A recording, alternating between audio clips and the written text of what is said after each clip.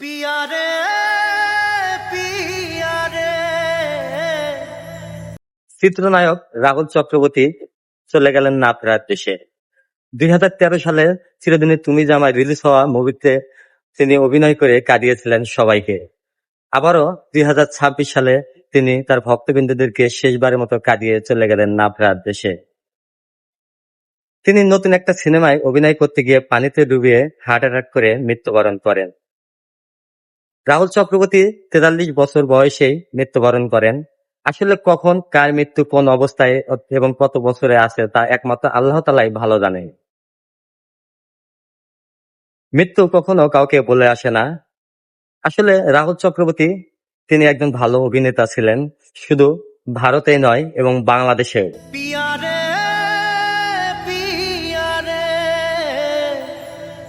এই গানটির সুরকার ছিলেন জুবিন। জুবিন 4 মাস আগে মৃত্যুবরণ করেছেন, তার 4 মাস পরে রাহুল চক্রবর্তী মৃত্যুবরণ করেছেন। রাহুল চক্রবর্তীর জন্য অবশ্যই সবাই দোয়া করব, তিনি যেন ওপারে গিয়ে ভালো থাকে। ভিডিওটি কেমন লাগলো লাইক, কমেন্ট, শেয়ার এবং ফলো করবেন। আর ইউটিউব থেকে দেখলে সাবস্ক্রাইব করবেন।